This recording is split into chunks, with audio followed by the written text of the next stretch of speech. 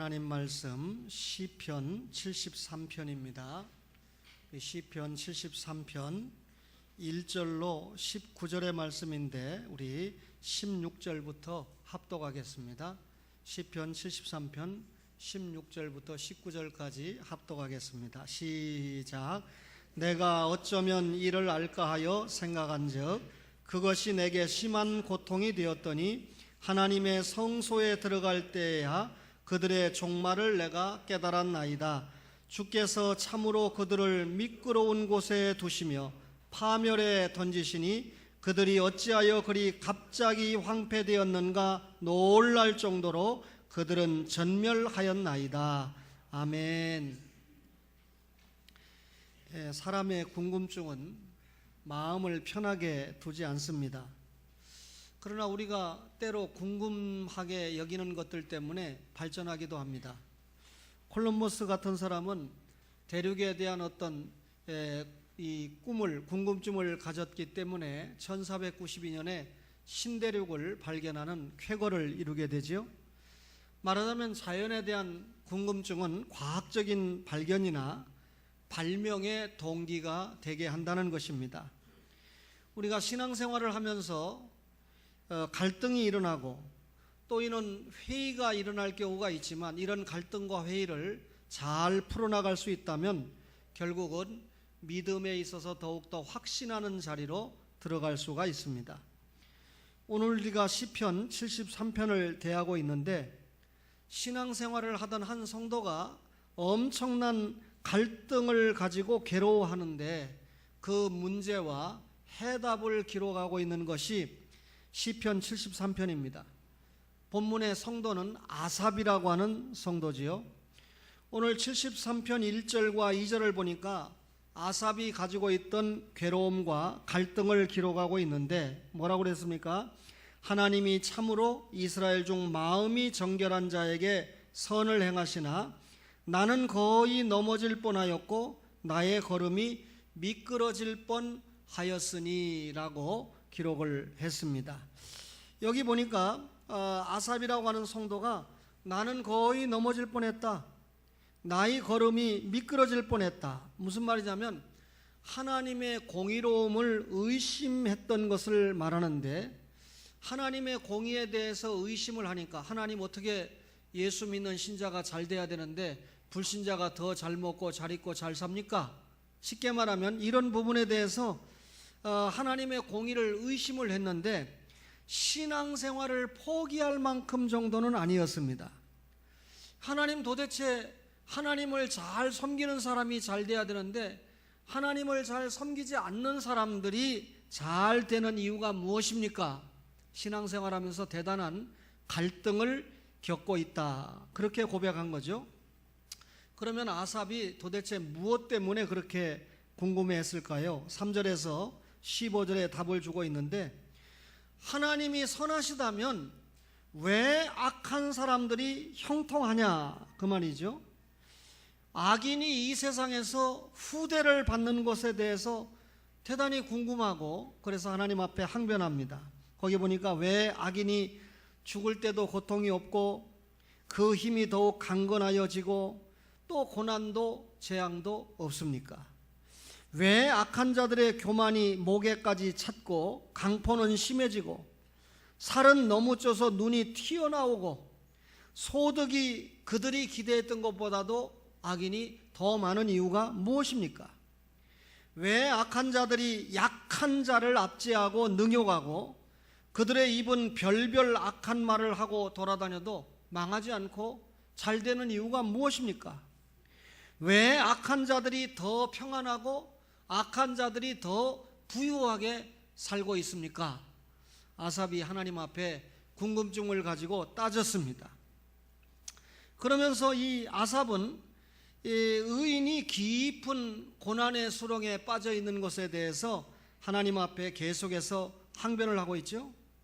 하나님, 나는 하나님을 섬기고 있는데 마음을 정하게 하고 손을 깨끗하게 하려고 노력하고 있습니다.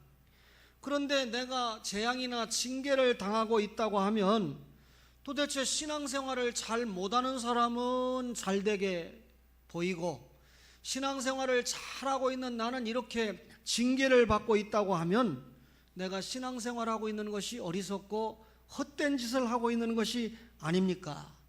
아삽이 아주 솔직하게 하나님 앞에 자신의 궁금증을 털어놨습니다. 신앙생활하면서 갈등하는 거죠. 여러분들이나 저도 종종 그런 생각을 할 때가 있죠. 우리가 하나님 앞에 정말 긴 시간 충성하고 열심히 신앙생활을 나름대로 하고 있는데 나보다도 예수 믿지 않고 교회 안 다니고 하나님 앞에 충성이 뭔지 모르는 사람들이 여러 가지 면에서 잘 되는 모습을 볼 때 때로 갈등하고 괴로워하고 불만을 가지지 않습니까? 아삽도 그랬고 우리도 동일합니다. 그런데 아삽은 해답을 어디에서 얻었을까요? 오늘 우리가 읽었던 시편 73편 16절 이하에 보니까 내가 어쩌면 이를 알까 하여 생각한즉 그것이 내게 심한 고통이 되었더니 하나님의 성소에 들어갈 때에야 그들의 종말을 내가 깨달았다. 여러분, 아삽이 이렇게 궁금하게 생각했던 것을 하나님의 성소에 들어갈 때 결국 알았다.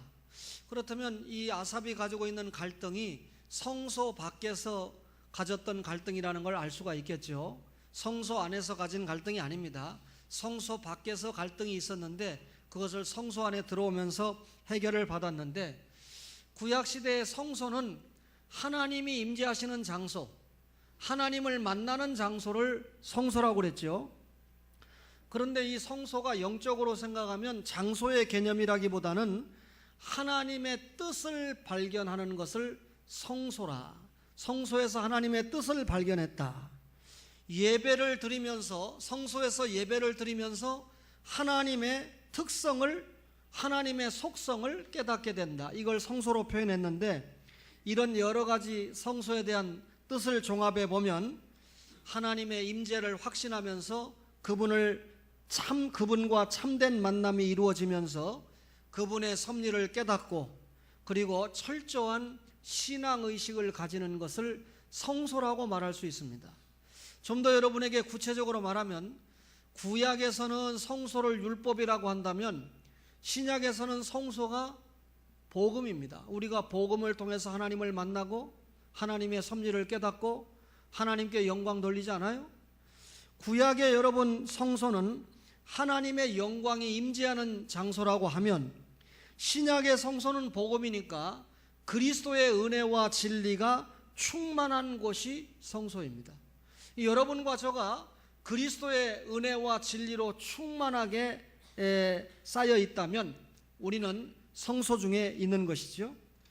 수많은 궁금증과 갈등 그리고 고민을 아삽은 하나님과의 참된 만남을 통해서 풀었다, 그 말입니다. 형식적인 만남이 아니라 진정한 만남입니다. 사람을 만나도 형식적으로 만나는 만남은 기억도 못 하잖아요. 그러나 진정한 만남은 추억으로 남지 않습니까? 여러분과 저가 성경을 읽고 있지 않아요?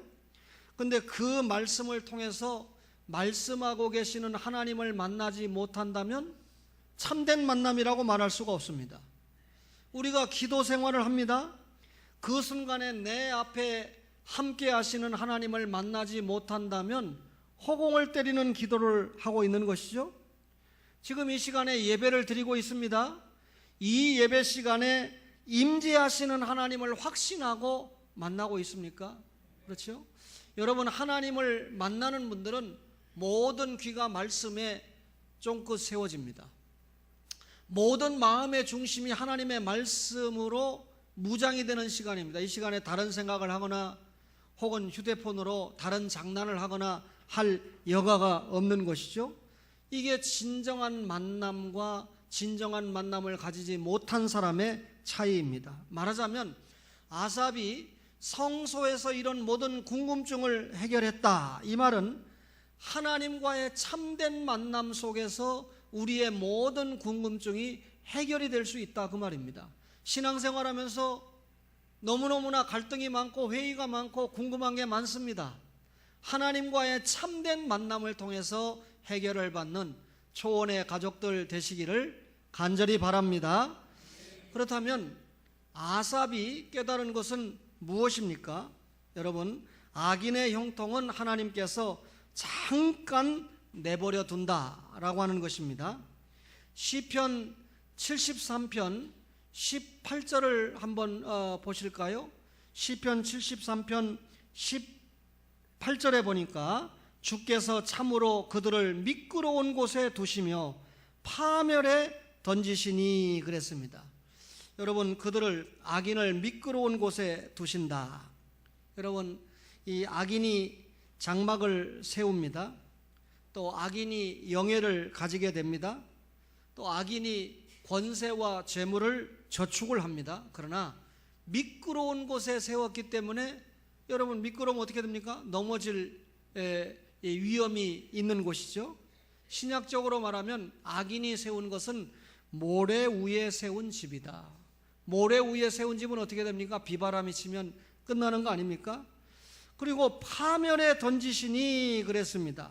여러분, 형통한 것처럼 보이지만 심판을 준비하고 있다, 그 말이죠. 악인들은 하늘의 행복을 무시합니다. 하늘의 행복을 잊어버립니다. 그리고 땅 위의 행복만 추구하게 되지 않습니까? 롯이 열심히 전도하지만 사위들은 뭐로 여깁니까? 농담으로 여깁니다. 하나님의 말씀을 전해줘도 농담으로 여기죠. 설교 말씀을 들어도 뭐 그럴까? 진정한 하나님과의 만남을 가지지 못하니까 말씀을 들어도 허공을 때리는 소리에 불과한 것입니다. 악인의 형통은 하나님께서 잠깐 내버려 둔 것이다. 무슨 말입니까? 우리 눈에 볼 때 악인들이 형통해 보이지만은 한순간일 뿐 결국은 멸망할 것을 하나님이 말씀하지요. 로마서 1장 28절에 이런 말씀을 기록합니다. 그들이 마음에 하나님 두기를 싫어하며 하나님께서 그들을 그 상실한 마음대로 내버려 두사 합당하지 못한 일을 하게 하셨으니, 마음에 하나님 두기를 싫어하는 악인들에게 그 악인들이 가는 길을 하나님께서 방치하신다, 간섭하시지 않는다, 그 말입니다. 누구를 간섭합니까? 악인이 아니라 의인이 가는 길을 간섭하지요. 그렇기 때문에 의인이 가는 길에 잘못된 모습이 나타날 때 하나님은 우리를 사랑하니까, 언약관계에 있으니까 징계하시는 것으로 사랑을 표한다, 그 말이죠. 눈물의 선지자 예레미야가 아삽처럼 악인이 형통하게 되는 것 때문에 너무 갈등했어요. 왜 하나님을 잘 섬기고 하나님을 잘 믿는 신자들이 어려움을 당할까? 수요일도 잘 나오고 주일도 잘 나오는 할머니가 왜 입원을 하고 병상에서 이렇게 고통을 당해야 될까? 병원에 누워서 그래 생각할 거 아니에요? 하나님, 주일도 잘 안 나오고 어쩌다 나오고 수요일도 잘 안 나오고 하는 사람들이 아파서 병원에 가면 이해가 되겠는데, 저는 나름대로 80이 넘어도 수요일도 나오고 주일 오전 오후에도 열심히 하고 11조도 드리고 열심히 했는데 왜 제가 아픕니까? 이렇게 의아할 수 있잖아요.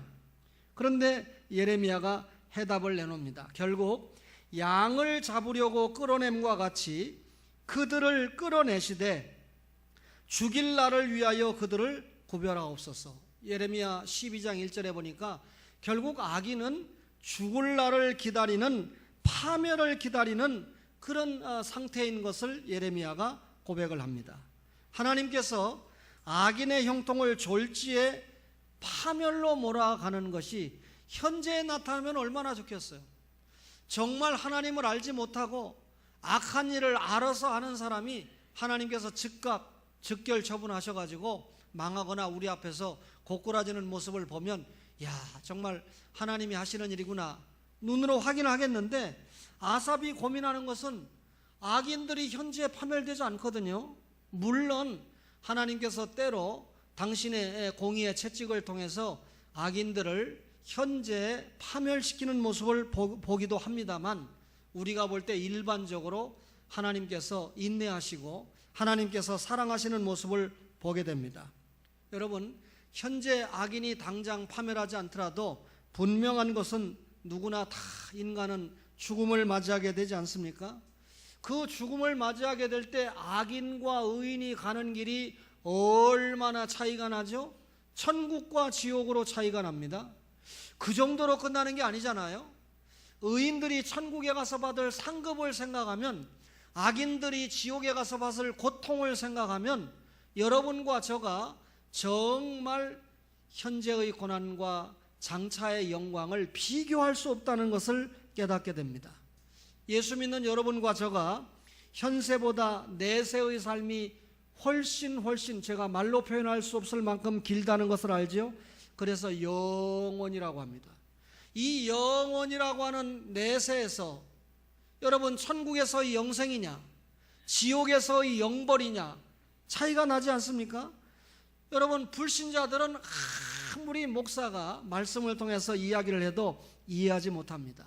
마침내 자기가 호흡이 끊어지면서, 숨이 끊어지면서 자기 영혼이 지옥으로 가게 될 때, 다시 말하면 영벌의 세계에 도착을 하게 될 때 깨달아지게 되죠. 불신의 형통이 졸지에 엄청난 파멸로 빠진다는 성경의 가르침이, 불신자들이, 악인이 죽게 될 때 곧바로 자신의 현실에서 깨닫게 되는 것입니다. 그런데 지금 아무리 목사가 설교를 하고 강조를 해도 못 깨닫는 거예요. 지금 잘 먹고 잘 입고 잘 살고 누리고 살으니까 여기가 좋사오니 여기가 천국이다, 그렇게 살지요. 여러분, 그러나 성도가 세상에서 당하는 고난은 하나님의 사랑입니다. 시편 73편 14절에 보니까 나는 종일 재난을 당하며 아침마다 징벌을 받았도다, 그렇게 고백을 했습니다. 여러분, 하나님께서 언약 백성들을 늘 선대하시죠.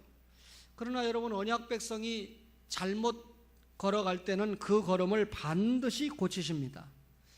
예수 믿는 신자치고 하나님의 징계를 아침마다 경험해 보지 않은 성도가 있을까요? 여러분, 징계를 받으면서도 우리가 주 안에 있으면 주님이 붙들어 주십니다. 그리고 징계를 받으면서도 주 안에 붙들려 있는 우리에게 하나님께서는 반드시 영광으로 인도하시죠. 제 말이 아니고 시편 73편 23절을 보세요. 내가 항상 주와 함께하니, 아까 징계를 받았다고 그랬잖아요. 항상 주와 함께하니 주께서 내 오른손을 붙드셨나이다. 주의 교훈으로 나를 인도하시고 후에는 영광으로 나를 어떻게 한다? 영접하시리니, 그랬습니다.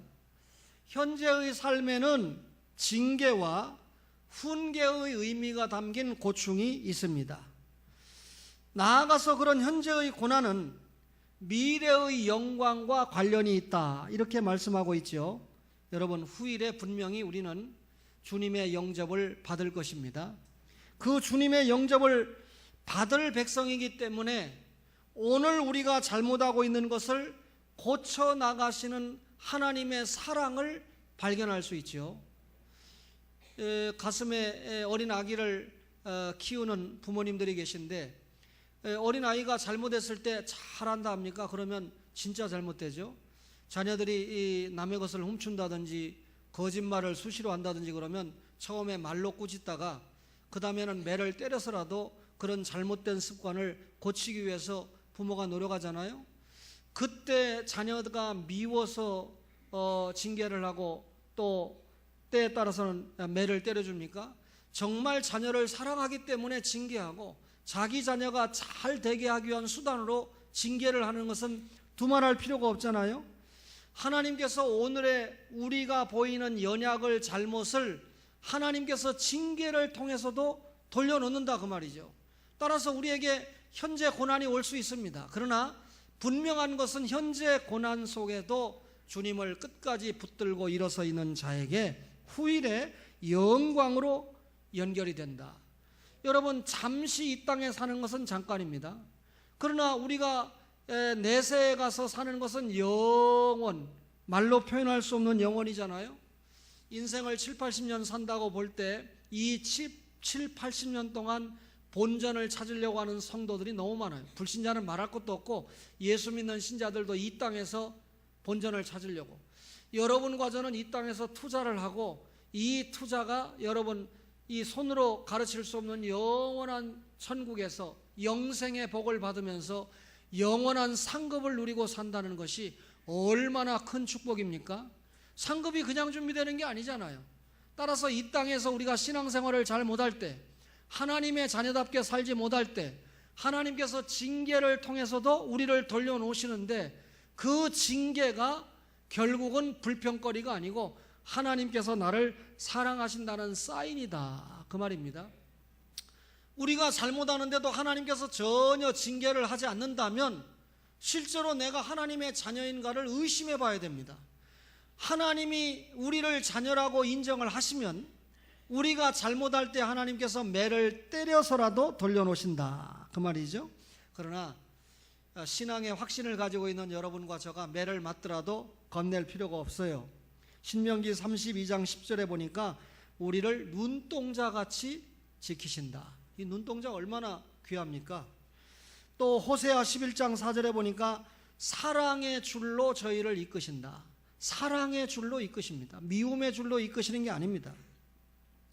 요한복음 13장 1절에 보니까 자기 백성인 성도를 사랑하시되 끝까지 사랑하신다 그랬습니다. 여러분, 이렇게도 하나님께서 사랑하시기 때문에 우리가 잘못했을 때 징계하죠. 또 잘못될까 봐 징계하시는 경우도 있어요. 여러분, 하나님의 사랑의 손에 무슨 채찍이 들려 있습니까? 사랑의 채찍이 들려져 있습니다. 히브리 기자는 히브리 12장 5절 이하에 보니까 아들들에게 권하는 것 같이 너희에게 권면하신 말씀도 잊었도다. 일러서되 내 아들아, 주의 징계하심을 경히 여기지 말고, 주님이 징계하실 때 귀중하게 여겨라. 그에게 꾸지람을 받을 때 낙심하지 말라. 주께서 그 사랑하시는 자를 징계하고 그가 받아들이는 아들마다 채찍질 하심이라. 누구를 징계합니까? 미워하는 자를 징계하는 게 아니라, 악인을 징계하는 게 아니라 의인, 사랑하시는 자를 징계하신다, 그 말입니다. 여러분, 성도는 아름다운 정원에 심기운 나무와 같은데, 주인이 그 나무를 가꿀 때 여러분 잘 자라도록 하기 위해서 쓸데없는 가지는 쳐주지 않습니까? 때에 따라서는 이 굽어 있는 가지를 바르게 하기 위해서 접목대를, 이 받침대를 대가지고 잘 가지가 뻗어나갈 수 있도록 도와주지 않습니까? 하나님께서 그렇게 하신다는 거죠. 하나님의 자녀로 살아가는 여러분과 저가, 하나님의 백성들이 현실에 살아가는 동안에 절대로 방임하지 않는다, 그 말이죠. 세심히 살펴서 바로 잡아가시는 하나님인 것을 알 수가 있습니다. 여러분, 아삽이 불신자들이 잘 되고 요즘 말로 신자들이 고난받는 것에 대해서 너무나 갈등을 가졌어요. 그러나 하나님을 떠날 정도의 갈등은 아니었습니다. 그런데 이런 갈등을 하는 가운데 성소에 들어가면서 그 갈등을 해소하게 되었습니다. 그래서 아삽이 얼마나 마음의 위로를 받았습니까? 그래서 여러분, 성소에서 아삽이 이런 갈등의 문제가 해결이 되니까 뭐라고 고백하냐면 주님 한 분만을 의지하겠습니다. 새로운 결심이에요. 믿음으로 사는 것만이 최대의 복입니다, 이렇게 고백합니다. 그리고 이 복된 소식을 널리 전하면서 살겠습니다. 제 말인가 한번 봅시다. 25절에 보세요. 하늘에서는 주 외에 누가 내게 있으리요? 땅에서는 주 밖에 내가 사모할이 없나이다. 결국 모든 갈등을 푸니까 뭐라고 얘기합니까? 나는 주님 한 분만을 의지하고 살겠습니다. 내 육체와 마음은 쇠약하나 하나님은 내 마음의 반석이시요 영원한 분기시라. 무릇 주를 멀리하는 자는 망하리니 음녀같이 주를 떠난 자를 주께서 다 면하셨나이다. 뭐라고 합니까? 시작. 하나님께 가까이함이 내게 복이라. 내가 주 여호와를 나의 피난처로 삼아 주의 모든 행적을 전파하리다. 모든 의심과 궁금증이 해결되니까 결론이 뭡니까? 하나님께 가까이 가는 사람이 복입니다. 결론을 얘기해 놓고는 내가 여호와를 주의 피난처로 삼아 모든 주님의 행적을 전파하겠습니다. 오늘 아삽이 모든 갈등이 해결되니까 뭐라고 얘기합니까? 다시 한번 말씀드리면 주님 한 분만을 의지하겠습니다. 믿음으로 사는 것만이 최대의 복입니다. 이 복된 소식을 전파하면서 살겠습니다. 그 말이죠. 여러분, 아삽이 영감으로 깨달은 이 말씀을 오늘 설교하는 목사나 말씀을 받는 여러분들도 그대로 깨닫는 역사가 있기를 바랍니다. 성소에서 깨달은 진리를 겨우 교회 안에서만 붙들고 있으면 안 됩니다. 교회 안에 들어와서는 늘 내가 주님 한 분만 의지하겠습니다. 또 믿음으로 사는 것이 최고의 복입니다. 이것을 널리 전하면서 살겠습니다. 교회 안에 와서는 결단해요. 말씀을 들으면서 결단해요. 그런데 교회 밖에 나가서 세상에 발을 디디는 순간 주님을 의지하는 것도 잊어버리고 믿음으로 사는 것이 복이라는 것도 잊어버리고 특별히 주님의 십자가와 부활을 전하는 게 복인데 이 복음을 전하는 것도 잊어버리고 사는 우리의 연약을 발견하지 않습니까? 따라서 오늘 이 말씀을 받고 세상 어느 곳에 있든지 굳게 믿고 살아가야 돼요. 그리스도가 없는 호화, 그리스도가 없는 번영, 그리스도가 없는 사치, 이거 전혀 두려워할 일 없습니다. 여러분, 우리가 이 갈등과 궁금증이 없는 신앙생활을 해야 돼요. 오늘 불신자가 잘 되는 것은 잠시 잠깐 이 세상에서 하나님이 잘 되게 그대로 두셨지만 결국 그들의 영원 세계는 처절하게 파멸이고 비참한 것을 우리가 깨닫게 되지 않습니까? 이 세상에서 우리는 주님의 징계를 받고 고난을 받고 때로 어려운 가운데 살고 있었지만 하나님이 사랑하시는 우리는 영원 세계에서 영원한 생명과 영원한 상급을 누리며 산다는 것이 주님의 뜻 아닙니까? 신앙으로만 사는 내가 늘 손해보는 것이 아닌가. 갈등에 빠지지 말아야 됩니다.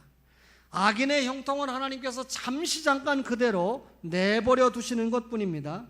성도가 세상에서 고난을 당하는 것은 오히려 하나님의 사랑이다. 우리를 잘 훈련하고 연단해서 성장하고 성숙하게 하는 훈련의 방법이 여러분 뭡니까? 연단입니다. 고난입니다. 고난이 없는 목사나 고난이 없는 성도는 교만해지고 그 교만 때문에 결국 망하게 되는 것을 우리가 많이 보게 됩니다. 성소에서 받은 말씀을 끝까지 믿고 살아가야 됩니다. 받은 말씀대로 자기를 부인하고, 그죠? 결단이죠. 자기 십자가를 지고, 그죠? 구원과 성화의 십자가죠. 그리고 예수님을 따라간다. 이 예수님을 따라간다는 말은 예수님을 본으로 삼는다는 말이죠. 그리고 예수님을 끝까지 따라간다는 말입니다. 다시 말하면 자기 결단이 있고 자기 부인이 있고 자기 십자가를 진 사람은 예수님을 모델로 삼아서 도중하차 안 하고 끝까지 따라가는 사람이 예수님의 제자다. 그 말이죠. 성소에서 우리 이거 깨달아야 돼요. 현재의 고난은 장차의 영광에 좋게 비교할 바가 되지 못합니다. 그래서 여러분, 가이사의 영광을 취하지 않고 십자가 고난을 택하는 것입니다. 헤롯의 연락을 택하지 않고 세례 요한 같은 경우는 순교의 고난을 택했던 것입니다. 한 그릇 팥죽을 위해서 여러분 영원한 장자권을 팔아먹지 않는다. 그 말이죠. 비록 배가 고파도 고난이 있어도 우리는 하나님의 언약의 장자권을 붙들고 산다. 그 말이죠. 여러분, 여기 하인이 있어요. 종이 있습니다. 그 종은 주인의 월급을 받고 살죠. 종에도 오이케타이스와 오이코스 오이케타이스와 둘로스라고 하는 두 종이 있는데 둘로스는 싹도 못 받고 일하는 종입니다. 오이케타이스는 주인에게 월급을 받고 일하는 종인데 여러분, 주인의 아들은 자기 주인의 아들이니까 아버지가 주인이니까 아버지에게 월급 받고 일하는 게 아니에요. 사실상 아버지가 나누어주는 모든 싹이 나중에 누구께 됩니까? 그 자녀의 것이 되는 것은 당연하잖아요.